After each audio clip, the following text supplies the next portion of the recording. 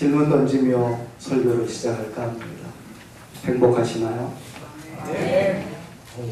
네, 크게 나와서 감격스럽습니다. 그런데 또 다른 질문을 던져보겠습니다. 무엇 때문에 행복하다 말씀하실 수 있겠습니까? 참 많은 사람들이 행복에 대해서 이야기할 때 어떤 사람들은 소유 때문에 행복하다 말하는 사람들 있는 것을 봅니다. 그분들의 모든 답변 가운데 대부분을 차지하는 것은 돈이 조금 더 있으면 행복할 수 있을 것 같다. 혹은 건강하면, 혹은 큰 집에 사면, 그리고 지식과 지혜에 넘침이 있으면 더 행복할 것 같다라고 이야기하며 행복의 소유에 근거한 행복을 이야기하는 분들이 많이 있는 것을 봅니다. 그러나 반면에 어떤 분들은 소유가 비록 없다 할지라도 존재 가치의 의미를 두고 소유는 비록 떨어진다 할지라도 행복을 느끼며 살아가는 자존감이 매우 높은 분들도 있음을 확인할 수 있었습니다. 그분들의 말은 대부분 이렇게 흘러내려갑니다.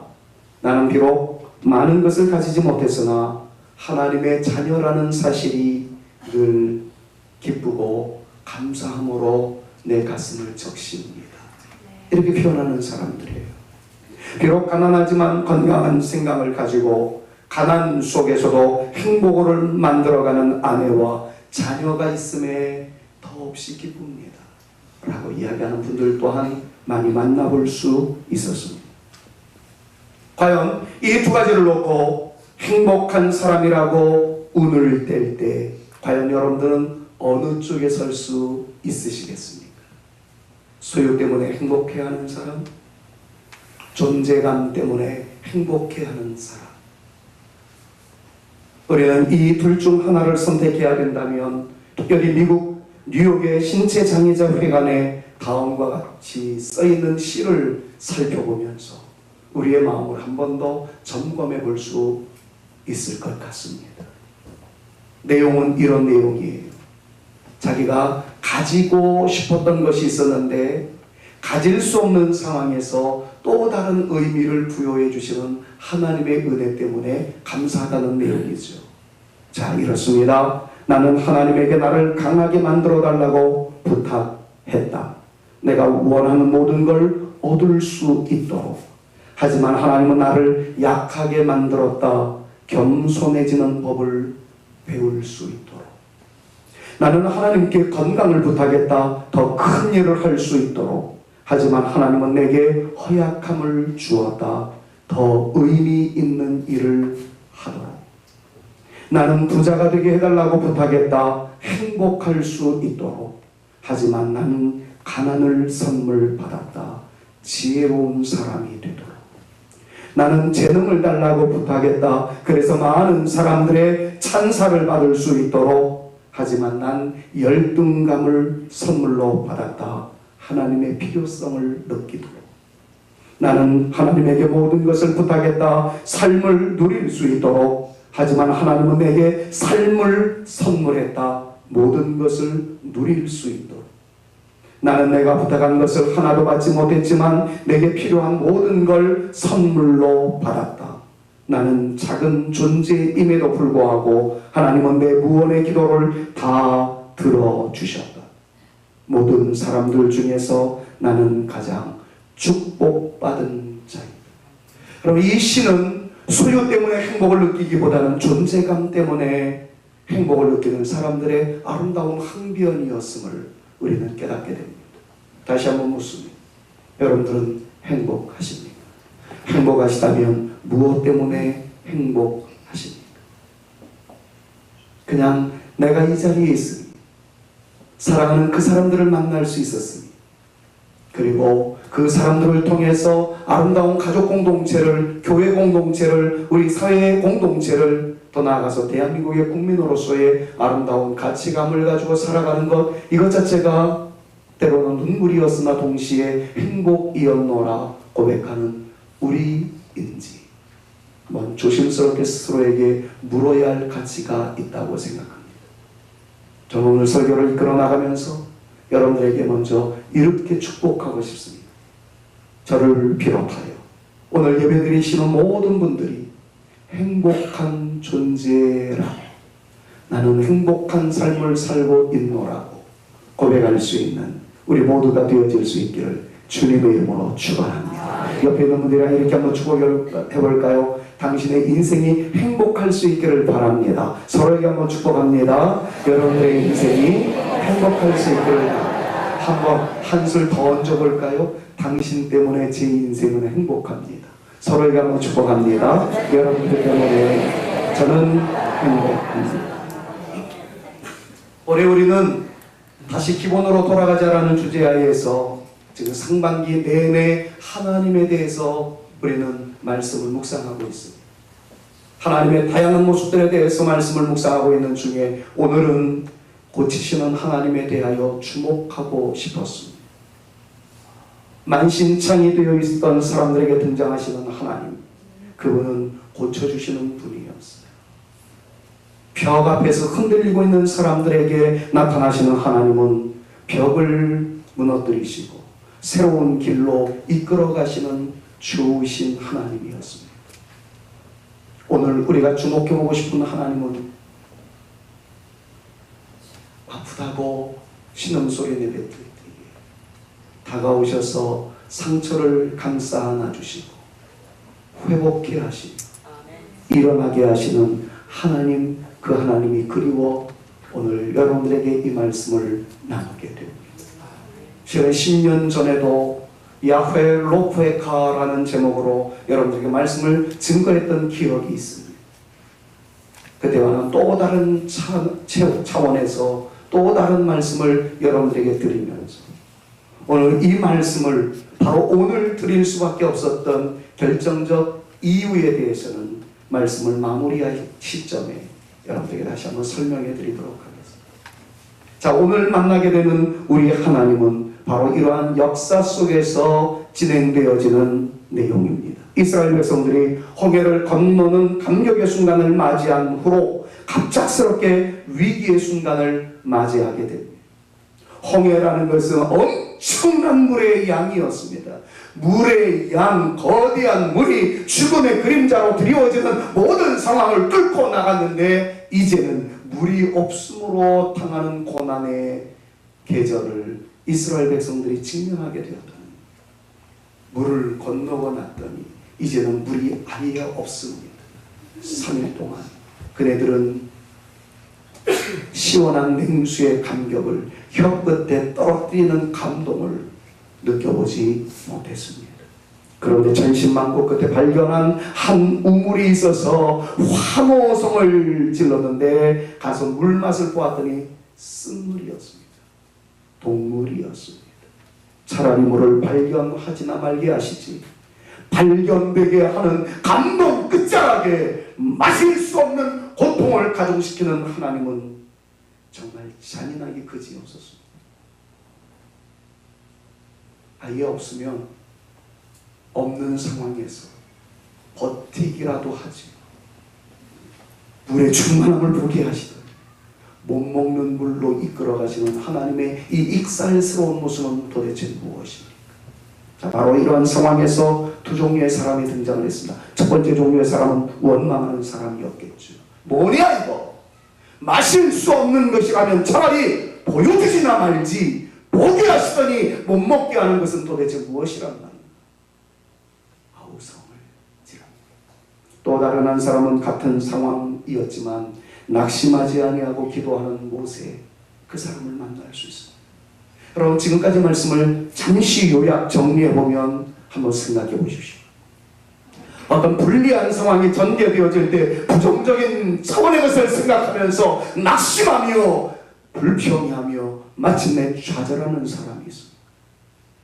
물이 없음으로 인해서 낙심하는 사람처럼 어떤 사람은 신체적으로 부자유하다는 이유 때문에 낙심하며 삶에 아무런 희망이 없다라고 절망하는 사람이 있을 수 있고, 가진 것이 별로 없다고 흔들리는 사람이 있을 수 있겠다 생각해 봅니다. 그러나 다른 한 종류의 사람은 같은 불리한 조건에서도 긍정적으로 생각하는 사람들이 있었다는 것이지요. 모세는 물이 없다는 현실적 고통의 요소가 있었지만 기도의 대상자, 기도하면 들으시는 하나님이 계시다는 생각 때문에 그는 기죽지 않았습니다. 흔들리지 않았습니다. 오히려 비빌 언덕으로 생각하며 주님께 더욱더 가까이 나갔습니다. 마치 미국 장애인회관의 기도문처럼 말입니다. 우리에게도 같은 상황이 나타날 수 있다는 것을 생각해 봅니다. 원치 아니하는 질병으로 신음할 수밖에 없는 일들이 일어날 수 있습니다. 원치 아니하는 시련의 때를 만날 수도 있습니다. 우리는 이럴 때 두 종류의 사람처럼 두 가지 마음가짐을 주 앞에 보여드릴 수 있습니다. 낙심하든지 믿음 안에서 하나님을 바라보며 하나님의 역사를 사모하든지 둘 중에 하나입니다. 어느 것을 선택하시겠습니까? 사랑하는 여러분, 모세는 주님을 붙잡고 나갔을 때 로프에카 치료하시는 하나님의 역사를 보기 시작합니다. 우리 사랑하는 성산의 가족 여러분들이요, 현실의 벽에 부대껴지며 힘들어하다 말할 수 있는 상황이 여러분들 가운데 나타나게 되었을 때 끝까지 주님 바라보고 믿음 안에서 돌파해 나가며 하나님의 반전케 하시는 역사를 누리시며 살아가는 저와 여러분, 우리 모두가 되어지실 수 있기를 우리 구주 예수 그리스도의 이름으로 축원합니다. 자, 그렇다면 주님을 바라보며 나가는 사람들에게 나타나는 하나님의 놀라운 처방은 무엇일까요? 낙심하기보다는 믿음을 선택합니다. 절망하기보다는 하나님을 비빌 언덕으로 생각합니다. 그리고 그 주님께 기도하기 시작합니다. 하나님의 놀라운 역사를 사모하며 나가기 시작합니다. 그 사람들에게 나타나시는 하나님의 처방은 무엇입니까? 우리가 너무나도 잘 아는 찬송이 있죠. 434장. 그 내용은 이렇게 표현을 합니다. 믿음으로 사는 자는 하늘 위로 받겠네. 무슨 일을 만나든지 만사 형통하리라. 저는 이 찬양을 믿음으로 주장합니다.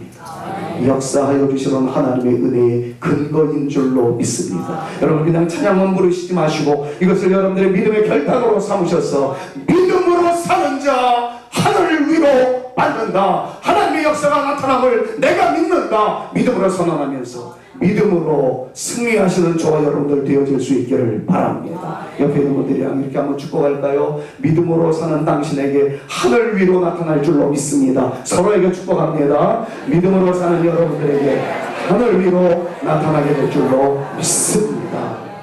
믿음으로 선언하신 여러분들에게 응답의 열매 나타날 수 있기를 축복합니다. 찬송가는 이렇게 소개되고 있는 반면 오늘 본문 말씀의 25절에서도 유사한 내용으로 우리에게 강조하여 주십니다. 같이 한번 읽어볼까요? 여호와께서 그에게 한 나무를 지시하더니 그가 물에 던짐에 물이 달아졌더라. 거두절미하고 설명합니다. 쓴물이었습니다. 동물이었습니다. 하나님께서 말씀하신 대로 했더니 물이 달아졌다는 것. 모든 사람이 마실 만한 물이 되었습니다. 가장 완벽한 미네랄 워터가 되었다는 사실. 이 사실을 보여주시면서 주님께서 말씀합니다. 얘들아, 내가 누구인지 아니? 나는 야훼, 여호와, 로프에카 이란다. 다른 말로 하면 나는 치료하는 하나님이란다. 주님께서 그렇게 말씀하고 계십니다. 그렇다면 로프에카라는 히브리어를 좀 분석하며 살펴보았더니 다양한 뜻이 있는 것을 볼 수 있었습니다. 옷을 수선할 때도 로프에카라는 단어가 쓰였고요. 건축물을 복구할 때도 로프에카라는 단어가 쓰였습니다. 병든 사람의 건강이 되찾게 되어졌을 때에도 로프에카라는 단어가 쓰여졌습니다. 그래서 이 로프에카라는 다양한 뜻을 살펴보았더니 수선하다, 수리하다, 치유하다의 뜻으로 다양하게 사용되고 있는 것을 구약 성경을 통해서 확인할 수가 있었습니다. 그래서 그런지 윌리엄 윌슨이라는 구약 학자는 라파, 로프에카라는 단어를 연구하면서 이렇게 설명해 주었습니다. 영적 생명을 회복시키시는 하나님의 은혜를 표현하는 것으로서 육체적인 것은 물론이거니와 모든 병을 고치시니 특히 환부의 약을 바르거나 꿰매므로써 상처를 고치는 것과 환난을 겪는 나라나 개인을 번영의 상태로 회복시키심으로써 고치시고, 도덕적 의미에서는 새롭게 하시며 마음을 고치는 것과 영혼을 용서하는 모든 것을 포함한다 라고 그의 방대한 책에 설명해 놓은 것을 제가 인용할 수 있었습니다. 사랑하는 여러분, 오늘 이 말씀을 묵상하시는 이 시간, 말씀을 선포하는 저는 능력이 없어 다만 예수 그리스도의 이름의 능력을 가지고 여러분들에게 선포하는 것에 지나지 않지만, 받는 여러분들의 믿음이 이 말씀을 아멘으로 받으시고 사모하는 마음으로 받으셔서 주님께서 여러분들에게 다가오실 때에 고치시는 하나님으로, 그리고 여러분들에게 임재하실 때에 여러분들은 고침을 받는 하나님의 사람으로 온전하게 세워질 수 있기를 우리 구주 예수 그리스도의 이름으로 축원합니다. 주님, 나를 터치하여 주옵소서. 나의 이 온몸이 새로워지게 하여 주시고, 우리 가정이 회복되어지게 하여 주옵시고, 우리의 미래가 열려지게 하여 주옵소서. 구하시는 대로 주님의 아름다운 역사가 임할 수 있기를 간절히 소망합니다. 자, 그렇다면 이 윌리엄 윌슨의 내용이 정말 성경적으로 그대로 응답이 되었던가 하는 것들을 한번 살펴보면서 몇 구절을 생각해 보려고 합니다. 성경에 나와 있는 고치시는 하나님의 실제 내용은 어떻게 소개되고 있을까요? 시편 147편 3절 말씀에서는 이런 하나님으로 다가오는 것을 느끼게 됩니다. 같이 한번 읽어볼까요? 상심한 자를 고치시며 상처를 싸매어 주시는 하나님. 그것이 시편 147편 3절에서 만나는 하나님의 모습입니다. 하나님은 마음이 상심한 자에게 그냥 내버려 두지 않으세요. 트라우마가 있어서 마음에 갈등을 느끼고 있는 사람들을 주님께서는 그냥 내버려 두지 않으세요. 말 한마디로 인해서 가슴에 한으로 서려 있었던 우리의 인생에 주님께서는 다가오십니다. 그리고 말씀합니다. 내가 너와 함께한다. 싸매어 주시는 하나님이란 말이 얼마나 정겹게 느껴지는지 모르겠습니다. 우리 꼬맹이들이 손가락을 다쳤다고 한번 상상해 보십시오. 부모님들은 어떻게 다가섭니까? 그 상처를 보면서 불어줘요. 그리고 밴드로 처리해주면 그 아이는 다 나은 것으로 생각해요. 갑자기 통증이 오면 엄마 호흡, 그럼 그걸 또 잡아가지고 해주면 다 낫는다라는 느낌을 가지고 있어요. 저는 하나님의 이 모습을 오늘 이 시편 147편 3절 말씀을 통해서 만나게 됩니다. 하나님, 내가 여기가 아파요. 다가오시면서 호흡 불어주시고 엔딩 처리해 주시고 싸매어 주시는 하나님. 여러분, 여러분들의 가정에 아픔이 있을 수 있어요. 자녀들에게 아픔이 있을 수 있고요. 우리 모두가 아픔에 노출될 수 있습니다. 그럴 때마다 이 말씀을 믿음으로 선포하십시오. 상심한 자를 고치시며 상처까지 싸매어 주시기 위하여 다가오시는 하나님, 나를 사로잡아 주시옵소서. 주님께서 싸매어 주실 줄로 믿습니다. 열왕기하 20장 5절 말씀에는 병들어 죽게 되어진 히스기야를 고쳐주심으로써 신체적 불완전함을 제거하시는 하나님이라고 소개하고 있는 것을 만나게 됩니다. 여러분, 오늘은 치유 집회는 아닙니다. 그냥 일상 주일 설교에 지나지 않습니다. 그러나 제 마음속이 뜨거움으로 타오릅니다. 부디 이 말씀이 전달되어질 수 있기를 소망합니다. 싸매어 주시는 하나님, 신체적 불완전함을 제거하시는 하나님의 역사가 오늘 믿음으로 받는 여러분들에게 나타나셔서 여러분들의 신체 조직이 새로워지고 생명력 나타나게 되는 소생하는 하나님의 기름 부으심의 역사가 나타날 수 있기를 주님의 이름으로 축원합니다. 여러분들의 마음이 상처를 받았다. 상처가 사라짐으로, 아니 상처를 싸매어 주신 주님의 손길로 부드러워진 마음이 되어질 뿐만 아니라 여러분들의 신체적으로 원활하지 못했던 부분들이 우리 주님의 인도하심 속에서 불완전함이 사라짐으로 온전함의 축복을 누릴 수 있는 이 감격의 예배 시간, 특별히 말씀 선포의 시간, 여러분이 아멘으로 받았을 때에 기적으로 이어지는 시간 되어지실 수 있기를 우리 구주 예수 그리스도의 이름으로 축원합니다. 에스겔서 36장 26절 말씀을 보니까 또 다른 사례가 나타나요. 이 말씀 속에서는 하나님은 우리의 굳은 마음을 지하시고 부드러운 마음을 주시는 하나님이라고 소개하고 있는 것을 보게 됩니다. 저는 이 말씀 때문에 어쩌면 상담을 공부하기 시작했는지 모르겠어요. 저는 참 많이 마음에 상처가 있었던 사람이었어요. 그럴 수밖에 없었던 것은 부모님이 저를 유기해버리고 복음을 증거하기 위해서 오지로 떠난 그 다음 저는 이 집 저 집 전전긍긍하며 살았던 정말 눈물의 티네이저 시절이 있었기 때문에 이 사람한테 들었던 얘기가 상처가 되고 저 사람한테 들었던 소리가 제 마음에 파편처럼 바뀌게 된 정말 어려움의 시절이 저에게 있었기 때문에 때로는 이런 얘기 들었을 때 제가 2그릇의 밥을 먹는 것을 포기했습니다. 아이고, 김한성 저 녀석이 우리 집에 오면 밥 2그릇씩 먹을 텐데. 중학교 1학년 때 들었던 이야기였습니다. 그날 이후로 저는 2그릇 밥을 먹어본 적이 없습니다.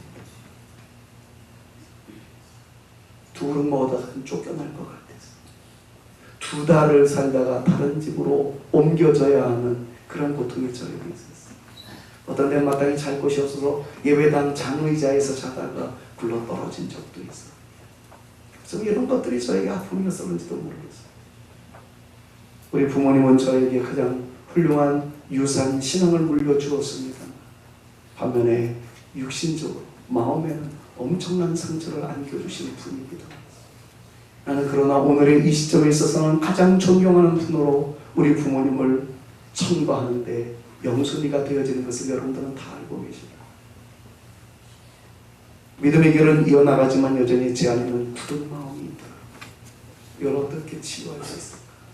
그래서 문을 두드렸던 것이 상담이라는 학문이었고 그것으로 학위를 받았고 21년째 지금 이 부분을 가르치고 있는 교수로 서 있는 것은 이런 아픔이 나름 치유가 되었기 때문이 아닌가 하는 그런 생각. 사랑 여러분, 저는 지금 굳은 마음을 제하시고 부드러운 마음을 주셨다는 이 말씀을 여러분들에게는 이렇게 적용해드리고 싶습니다. 굳은 마음이라는 것은 뭡니까? 그 마음이 경화가 됐다는 얘기예요. 어떤 사람은 간이 부드러워야 되는데 간 경화를 이룬 사람이 있습니다. 어떤 사람은 폐가 부드러워야 되는데 폐에 경화 증세가 나타난 사람이 있을 수 있다는 거죠. 고쳐지지 않으면 이것 때문에 죽습니다. 마음도 마찬가지입니다. 경화된 마음이 있어서 강팍하게 되면 그것 때문에 죽습니다. 주님께서는 우리에게 희소식을 주셨어요. 마음이 경화가 되었다 할지라도 부드러워질 것이다. 우리의 육체도 경화가 되어진, 화석화되어진 돌덩이와 같이 굳어진 상황도 부드러워지게 될 것이다.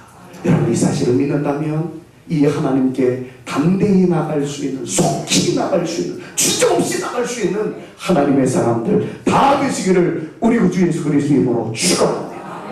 굳은 마음을 제하시고 부드러운 마음을 주시는 하나님, 우리의 굳은 어떤 부위에 대해서 부드러움으로 소생케 하시는 하나님의 역사, 이 말씀을 믿는 저와 여러분들에게 은혜로 응답으로 나타날 수 있기를 간절히 소망합니다. 역대하 7장 14절 말씀을 보니까 심지어는 땅을 고쳐주신다는 말씀까지 하시고 계시는 것을 봅니다. 여러분들의 가정에 늘 불안함이 있습니까? 염려가 있습니까? 걱정하지 마십시오. 하나님, 우리 땅을 고쳐주시옵소서. 믿음으로 선포할 때 여러분들의 가정에 둘러 진치고 있는 토론형들이 떠나가게 될 줄로 믿습니다. 하나님을 찬양하며 주의 은혜를 사모하는 여러분들의 인생 행로에 하나님께서 닦아주시는 은혜의 역사가 나타나게 될 줄을 믿으시기를 축원합니다.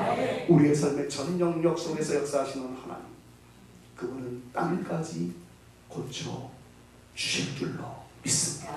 예레미야 30장 15절에서 17절 말씀을 보니까 이렇게 표현합니다. 너를 고쳐줄 것이다.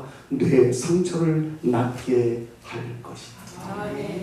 이 말씀에서 가장 강조하는 것은 너예요. 고치시며 상처를 낫게 하시는 그 하나님은 그 대상자를 너로 말씀하고 계십니다. 우리라고 말씀합니다. 내가 그들을 고치겠다, 그런 식으로 추상적으로 말씀하지 않았어요. 내가 너를 고치겠다. 여러분들은 그것을 여러분들의 개개인에게 적용하여서 항상 건강하시며 온전하시기를 바라지만, 그러나 인생의 길목에 아플 때도 있고 넘어질 때도 있지만 그때마다 고쳐주시는, 새롭게 하시는 하나님의 놀라운 역사 나타날 수 있기를 우리 구주 예수 그리스도 이름으로 축원합니다. 이 모든 것들을 통틀어서 구약 학자 가운데 한 분인 로더햄이라는 사람은 이렇게 표현을 했습니다. 이리하여 하나님은 우리에게 의사로 등장하셨다. 하나님은 의사이십니다 라고 말씀하셨습니다. 말씀을 맺겠습니다. 제가 오늘 이 말씀을 증거하게 된 것은 다분히 의도된 말씀이기 때문에 밝혀야 될 것 같습니다.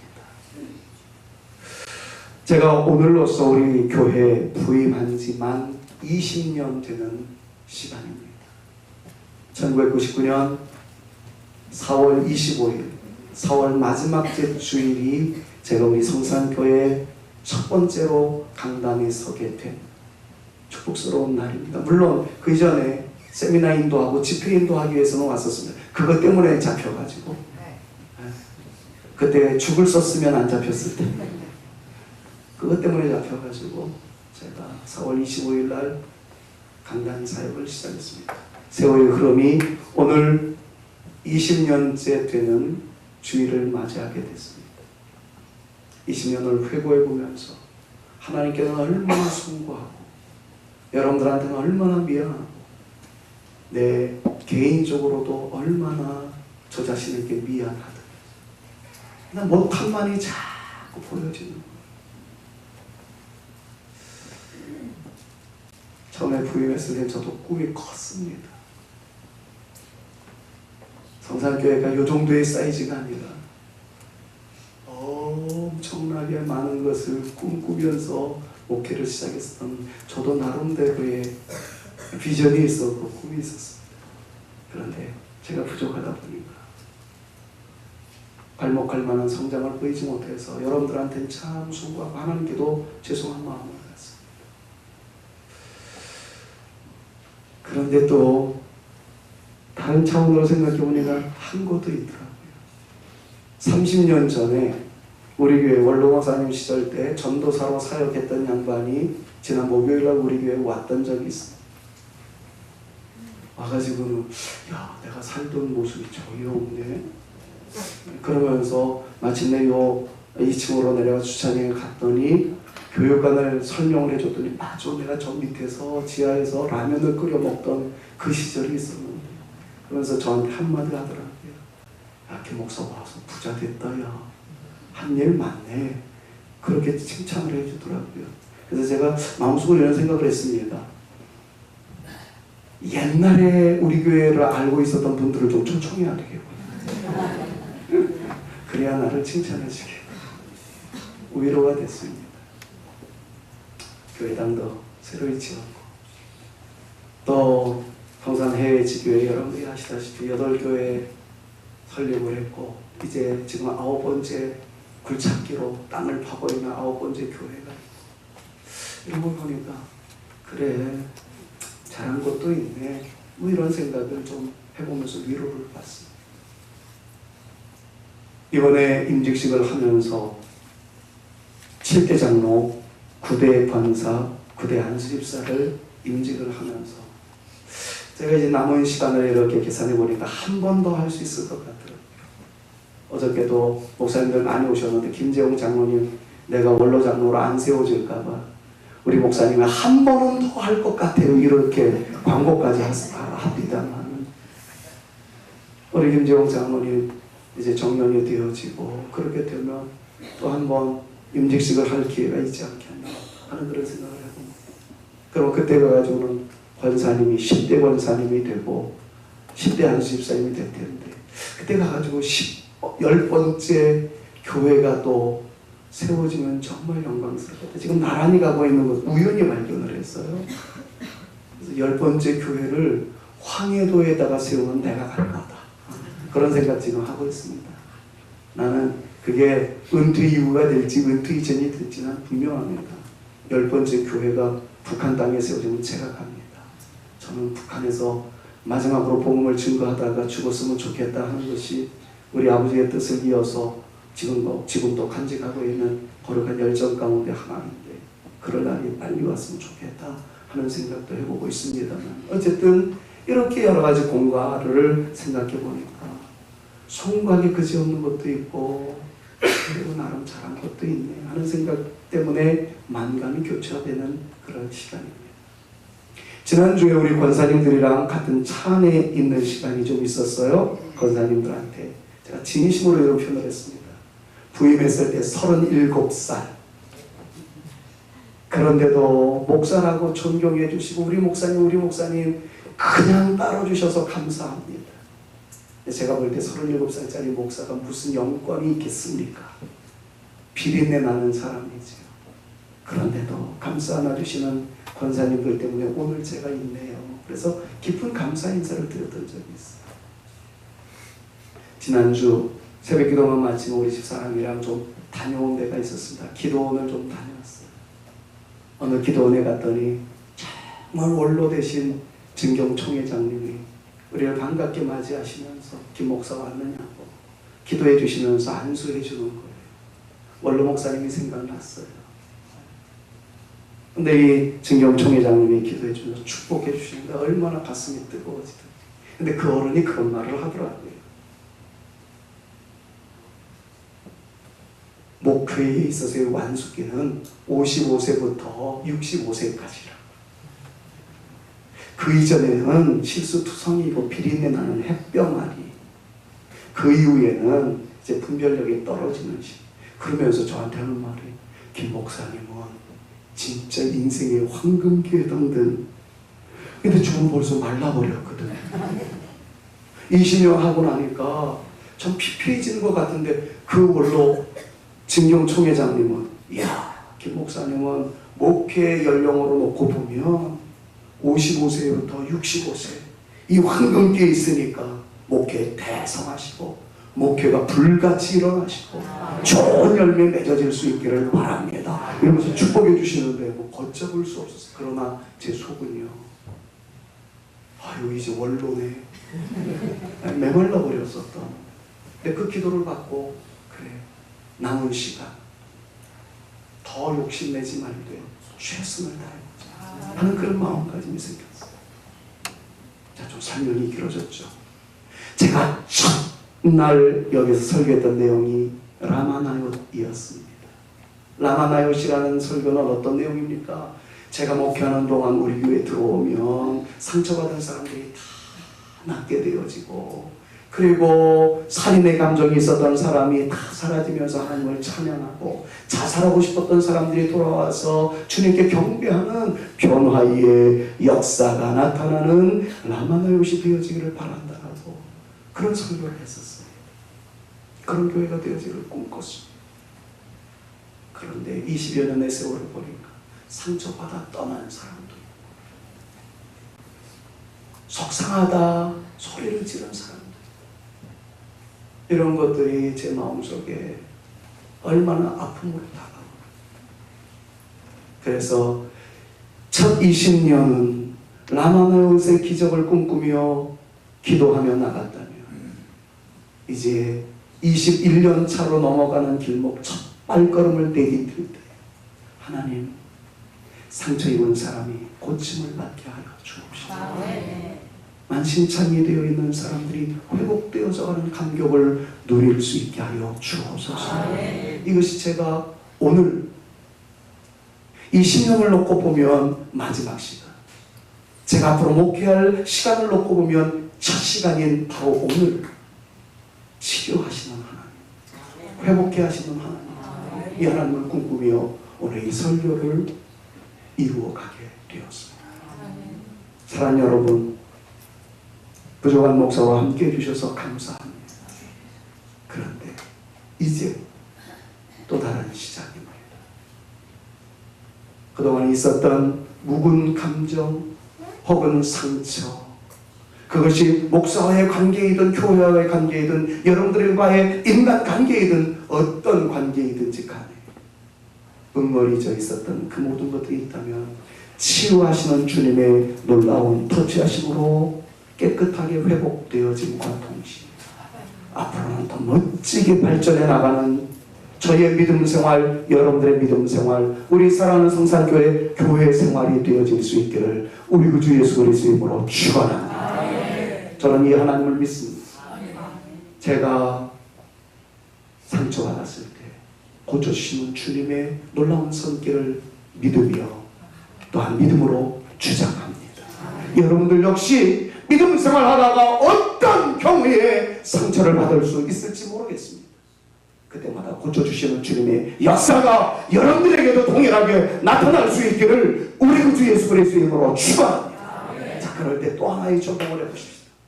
우리 주님은 치유하는 손으로 나타날 거예요.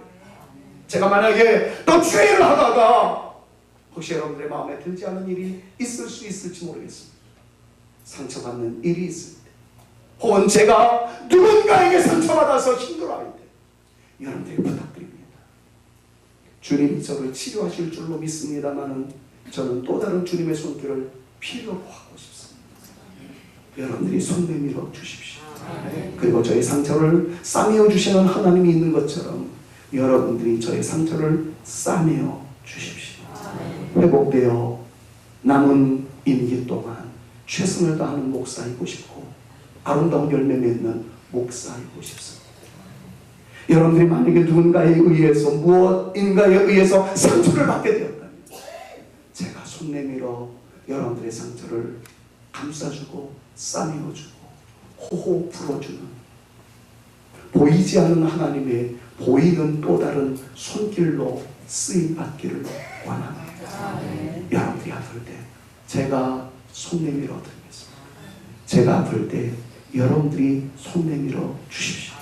여러분들이 아플 때 또 누군가의 손을 내밀어서 여러분들끼리 보이지 않는 하나님의 보이는 또 다른 손길이 되어 주셔서 서로에게 싸매어주고 고쳐주시는 우리 사랑하는 성산교회 교우들이 되어질 수 있기를 주님의 이름으로 부탁을 드립니다. 그러면 치유하시는 하나님의 손길로 인해서 우리는 상처받은 상황에서 다시금 회복되어져가는 영광을 누리는 건강한 교회, 은혜가 넘치는 교회, 영광스러운 교회 되어질 줄로 믿습니다.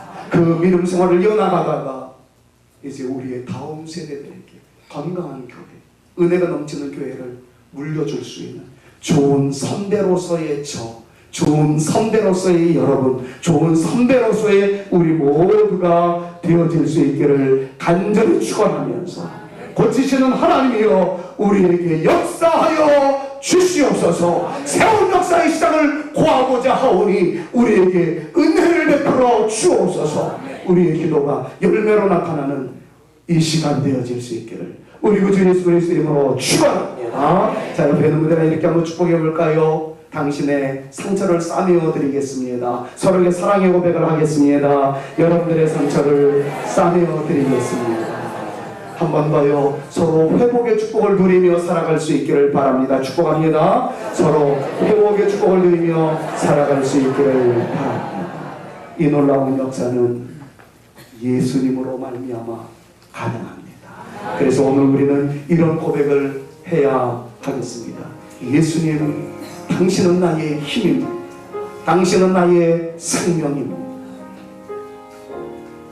주님을 생명으로 받은 나 또 다른 예수님의 손길로 누군가에게 도와주는 손길 되어보겠습니다. 그런 이런 믿음의 결단을 가지고 우리 한번 이 찬양으로 주님 앞에 나갈 수 있기를 바랍니다. 예수는 나의 힘이요 내 생명 되시니 우주 예수 떠나 살며 죄 중에 빠지리 눈물이 앞을 가리 내 맘에 근심 쌓일 때 위로하고 힘주시리 주의 사절합니다. 예수는 나의 힘이요 내 소망 되시니 이 세상을 떠나갈 때 곧 영생 얻으리. 한없는 복을 주시고 영원한 기쁨 주시니 나의 생명 나의 기쁨 주의 주. 이 시간 한번 기도합니다. 정말 예수님을 믿으신다면 예수님이 우리의 힘이심을 선포하십시오.